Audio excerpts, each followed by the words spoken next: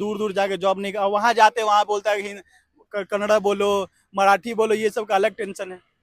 अब यहाँ के पास हम यहाँ पे हम बिहार से, हम खुद बैंगलोर में आईटी में जॉब करते हैं, इतना दूर जाके हमको जॉब करना पड़ता है। यहाँ पे कम से कम आईटी इंडस्ट्री का भी सेटअप तो होना चाहिए ना, कि इतना दूर दूर जाके जॉब। बिहार चुनाव यात्रा कवर करते वक्त इस वक्त हमारी यात्रा जो है छपरा जिले के आसपास पहुंच रही है। ये वैशाली से छपरा हाईवे है और हमारे साथ ये युवा हैं। ये वो युवा हैं जो इस बार 3-4 दिन बाद बिहार का इतिहास लिखेंगे। क्या नाम है भाई आपका? नितिन राज नाम हुआ मेरा। नितिन भाई, क्या कहेंगे, कैसा माहौल है बिहार का? बिहार में तो अभी चुनावी माहौल पूरा बना हुआ है बिहार में। चुनावी माहौल किसके पक्ष में दिख रहा है?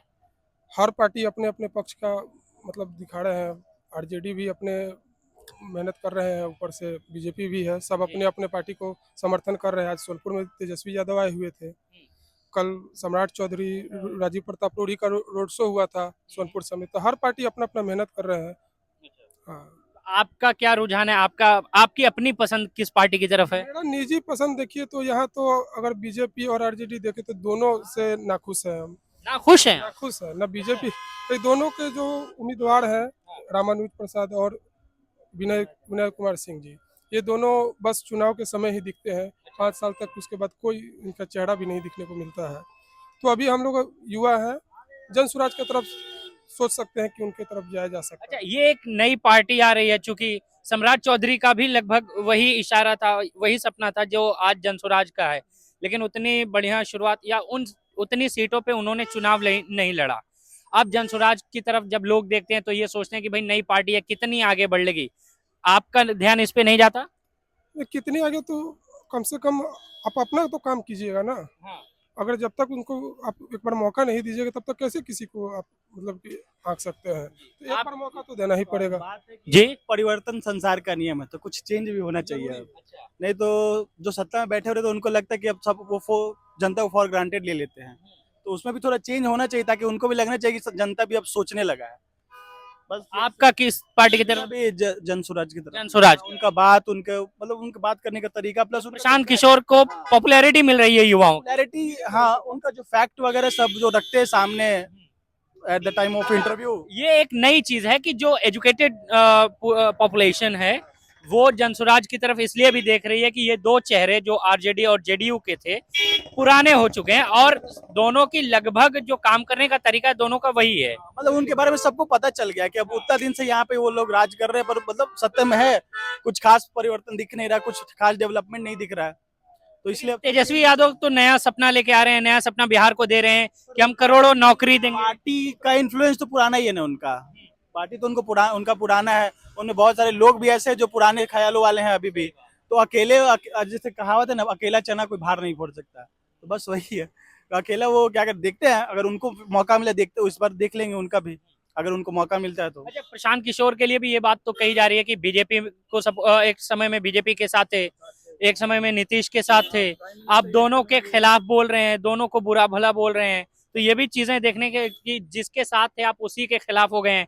तो नीतीश कुमार का काम तो वही कर रहे हैं प्रशांत किशोर जी, दल बदलने का काम। तो दल बदल, देखिए पॉलिटिक्स किसी का नहीं हुआ है, जिसको जहाँ पे अपना फायदा दिखता है वो उधर जाता है। एक चीज में मैं भाई जानना चाहूंगा कि प्रशांत किशोर को लाइक करने का क्यों, मतलब क्या रीजन हो रहा है? उनके पास विजन है कि क्या विजन है कि डेवलपमेंट को लेकर विजन है, एजुकेशन के लेकर विजन है। वो ग्राउंड लेवल पे बात कर रहे हैं कि मजदूरों का पलायन रोकेंगे, फिर से वो क्या बोलते हैं इंडस्ट्रियलाइजेशन होगा बिहार में, ये सब चीज पे कोई उतना बात नहीं करता है। अब भले ही बोल दीजिएगा कि कौन सा स्कीम आया था जिसमें बोले जीविका दीदी को आप परमानेंट कर देंगे या 20-20 हजार देंगे, ठीक है, वो बात तो आपका ठीक है, लेकिन वो 20,000 के वजह से आप 20,000 उनको दे रहे हैं, लेकिन उसके लिए आप कितना टैक्स पेयर का वो पैसा बर्बाद कर रहे हैं, उसका क्या? 10,000 नीतीश जी भी इस बात को कर रहे हैं, 10,000 महिलाओं के खाते में डाल रहे हैं। सरकार बोला कि 125 यूनिट सबको फ्री करेंगे, आप फ्री कीजिए, लेकिन उसको जिसको जरूरत है, जिसका जरूरत नहीं उसको 125 यूनिट फ्री करके क्या फायदा? जो कैपेबल है उससे आप पैसा लीजिए, जो नहीं कैपेबल है उससे उसको आप फ्री दीजिए ना, क्या दिक्कत है? अब फ्री का बांट रहे तो हम लोग का टैक्स का पैसा बर्बाद नहीं हो रहा उसमें, जो कैपेबल है उससे लीजिए पैसा। अच्छा, इंडस्ट्री और फैक्ट्रीज का आपने नाम लिया तो मुझे ये भी सुनने में आया था बीच में कि हमारे गृह मंत्री कहते हैं कि इंडस्ट्री या फैक्ट्री लगाने की जमीन बिहार के पास नहीं है। बिहार के पास नहीं है वो तो अब देखिए, वो तो गृह मंत्री बोल पाएंगे ठीक से, पर अब जब कॉलेज और इतना बड़ा बड़ा एयरपोर्ट बनाने का जगह है तो इंडस्ट्री भी बन ही सकता है।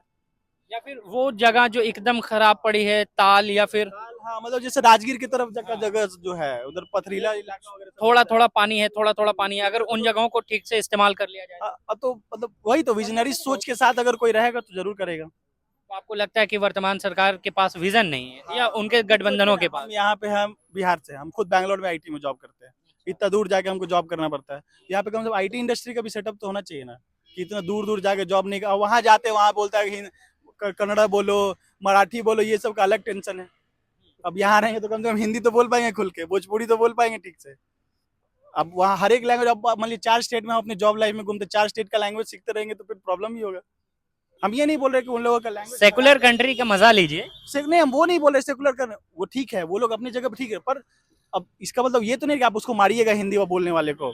सेकुलरिज्म का ये मतलब नहीं होता कि लागू की जाए भाषा अपने अपने प्रदेशों की, लेकिन थोप ना दी जाए। होप नहीं दिया जाए। हम भी जैसे अगर वो वेलकम कर रहे हैं हमको, हमको उसका लैंग्वेज सीखने में कोई प्रॉब्लम नहीं है, पर अब वो जबरदस्ती किसी को बैठा के बोलेंगे भाई अब तुम हिंदी मतलब कन्नड़ा ही बोलो, मराठी ही बोलो, तो ये तो कोई बात नहीं है। ये तो अगर बिहार के लोग भी चाहे जो टूरिस्ट आते हैं बोध गया या इस तरफ कि भोजपुरी बोलिए, मिथिला बोलिए। तो ये कोई तरीका नहीं हो बात करने का, इस तरह से कोई ट्रीटमेंट नहीं होता मतलब सामने वाले आदमी का। ठीक बात है। कुछ लोग और हैं। भाई क्या नाम है सर आपका? हमारा रंजीत सिंह, रंजीत सिंह, कहाँ के रहने वाले हैं आप? हम छपरा। छपरा के ही।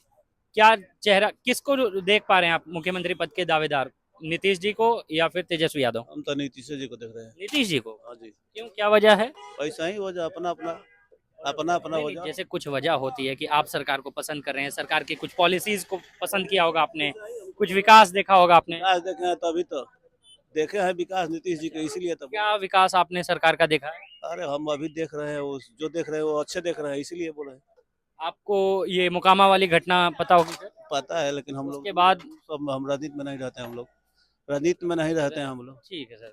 ये हमारी पूरी बातचीत छपरा जिले के छपरा और हाजीपुर हाईवे पे हो रही थी। मेरा नाम उमर है, आप देख रहे हैं जिया न्यूज़। बहुत बहुत शुक्रिया।